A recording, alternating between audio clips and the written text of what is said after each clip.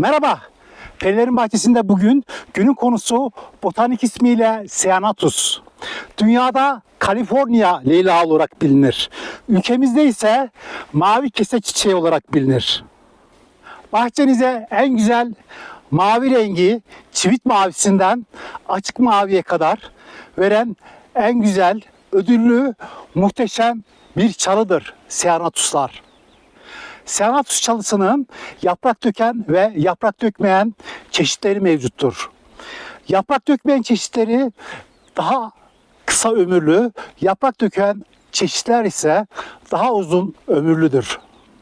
Ceanothus çalıları toprak seçiciliği olmayan en zor şartlarda, kurak iklimlerde dahi çok rahatlıkla yetiştirebileceğiniz bir çalıdır.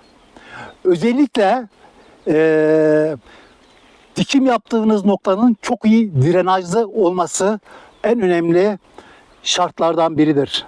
Çok güzel kokusu ve salkım şeklindeki çiçeklerinden dolayı Kaliforniya leylağı olarak bilinir dünyada. 4 ila 6 yıl içerisinde olgun boyutlarına ulaşır. Ortalama yıllık sürgün boyu 30 santimetredir. Ve yaprak dökmeyen Ceanothus çeşitlerinin çiçeklenmesi çok daha fazla yoğun olur. Yaprak döken çeşitlerin ise daha az çiçeklenmesi mevcuttur. Ceanothus çalılarının çiçekleri bir yıllık sürgünlerde oluşur.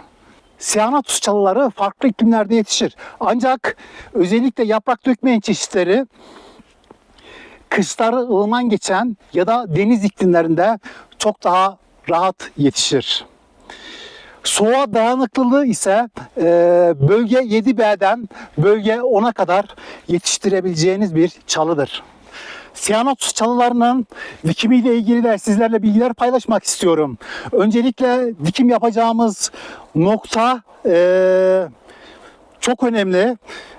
Soğuğa dayanıklı çeşitler olmadığı için Ceanothus çalıları özellikle soğuk rüzgarlardan çok fazla etkilenir. Dolayısıyla bahçenizde soğuk rüzgarların estiği noktalara dikimini yapmayacaksınız. Az rüzgar alan ya da hiç rüzgar almayan, soğuk rüzgarları almayan noktalara dikim yapmanız daha doğru olacaktır. Ceanothus çalıları çok güçlü bitkilerdir. Zor şartlara çok dayanıklı bitkilerdir. Dolayısıyla iyi direne edilmiş toprak olmak kaydıyla her türlü toprakta rahatlıkla yetiştirebileceğiniz çok güçlü ve dayanıklı çalı grubuna giren bitkilerdendir Ceanothus çalıları. Ceanothus çalılarının dikim için en uygun dönem ilkbahar dönemidir. Kışları ılıman geçen ya da deniz iklimlerinde kış dikimi de yapabilirsiniz. Ancak en uygun dönem ilkbahar dönemidir. Ceanothus çalılarının sulama durumuna gelince sulama dikim yaptığınız ilkbahar ayının yaz dönemi dahil olmak üzere 3 yaz boyunca çok iyi sulamanız gerekiyor. Daha sonraki yıllarda Ceanothus çalılarını sulamanıza gerek yok. Kuraklığa çok dayanıklı bitkilerdir. Sadece çok sıcak bölgelerde yaz döneminde birkaç kez sulayabilirsiniz. Onun haricinde sulamayla ilgili bir sorun olmayacaktır. Bahçenizde su sorunu yaşıyorsanız dikmeniz gereken bir çalı grubudur. Çünkü suda çok dayanıklı bir çalıdır Ceanothus. Şimdi de sizlerle Perilerin Bahçesi içerisinde yer alan bu görmüş olduğunuz 2 tane çeşit var. Bunlar yaprak dökmeyen çeşit. Bu görmüş olduğunuz çeşidimiz Ceanothus Skylark çeşidi. Hemen arkamda görmüş olduğunuz çeşidimiz Ceanothus Konka çeşidi. Bu 2 çeşit hakkında size kısa bilgiler vermek istiyorum. Çiçeklenme dönemi ne zaman, yaprak boyutlarını nasıl, çiçeklenme süresi nasıl, çiçek rengi nasıl, bu konularda sizlerle bilgiler paylaşacağım. Evet, şu an ekranda görmüş olduğunuz Ceanothus Konka çeşidinin çiçek salkımını görüyorsunuz. Görmüş olduğunuz gibi bu Konka çeşidi Skylark çeşidine göre daha koyu mavi ve daha büyük çiçek salkımlarına sahip bir çeşit. Yapraklarını da sizlerle paylaşmak istiyorum. Görmüş olduğunuz gibi yaprakları da basık elips şeklinde ve kenarları tırtıklı. Görmüş olduğunuz gibi şöyle yakın çekimde almak istiyorum. Ve burada ben bu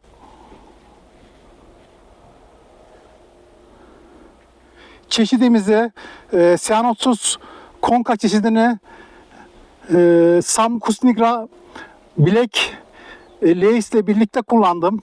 Görmüş olduğunuz gibi mavi kesik çiçeğinin hemen yanında bir kara mürverimiz var. Onun çiçeklerini de sizlerle paylaşıyorum. Beyaz daha sonra pembeye dönüyor. Mavi ile beyaz ve pembenin uyumunu da burada görmektesiniz. Bu Ceanothus conca'nın bakın şurada şu an daha net görebiliyorsunuz. Yaprak şeklini ve kenar tırtıklarını. Paylaştığım çeşidimiz de Ceanothus Skylark çeşidi. Bakınız mavisi daha açık mavi. Konkayla kıyasladığınız zaman yaprak şekli görmüş olduğunuz gibi oval yapraklara sahip. Tırtıkları çok daha az. Tırtık derinliği daha az. Konka çeşidinde tırtıklar daha belirgin. Ancak Skylark çeşidinde görmüş olduğunuz gibi tırtıklar daha az belirgin. Tırtık derinliği daha az. Şurada farklı açılardan Skylark'ı sizlerle paylaşmak istiyorum. Görmüş olduğunuz gibi muhteşem çiçekler açıyor. Bakın bu çiçek açmış hali. Şurada görmüş olduğunuz bakın tomurcuklanıyor.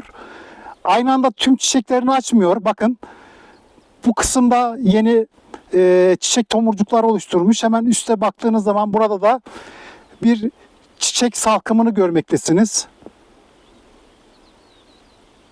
Peyzajda mavi renk bulmak gerçekten oldukça zor. Hele hele yaprak dökmeyen bir çal olması Ceanothus'un ve yıl boyu ilgi çekmesi ayrıca farklı bir özelliği.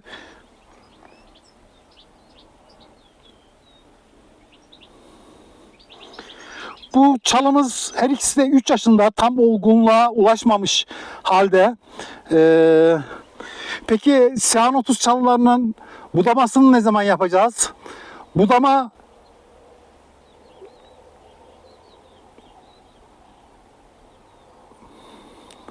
çiçeklenmeden hemen sonra yapılmalı. Bahçenizin faunası için, bulunduğunuz noktanın faunası için bu Ceanothus çiçekleri olmazsa olmaz, kelebekleri ve arıları kendine çeken bir çalı. Bakın şu çiçeklenmeyi sona erdirmiş. Çalılarının çiçeklenme dönemi nasıl? Burada görmüş olduğunuz gibi şu an ekranda görmüş olduğunuz çeşidimiz Ceanothus conca çeşidi. Bu çeşit görmüş olduğunuz gibi çiçeklenmenin sonuna gelmiş. Bakın çiçeklenme sona ermiş. Son çiçek açan çiçek salkımları bakın. Bunlar en son çiçekler. Çiçeklenmenin sonuna geldik. Yaklaşık bir aylık bir çiçeklenme süresi oldu. İlk çiçek açalı bir aylık bir zaman geçti. Konka daha erkenci bir çeşit. Şimdi Skylark çeşidine geçelim. Skylark çeşidi yeni çiçek açtı. Yani Konka çeşidinden yaklaşık bir 3 hafta sonra Skylark çeşidi çiçeklenmeye başlıyor. Toplam çiçeklenme süresi yaklaşık 3 haftayla 1 ay arasında değişiyor Konka'nın.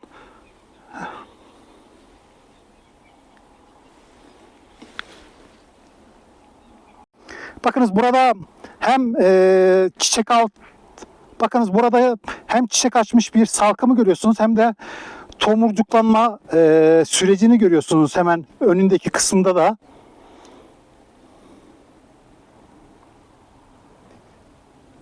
Ceanothus'un muhteşem mavi renkli çiçekleri bunlar.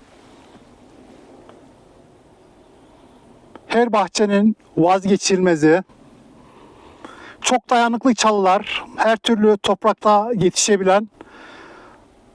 Yaprak rengi ve özellikle konkanın tırtıklı yaprakları da oldukça ilgi çekici. Görmüş olduğunuz gibi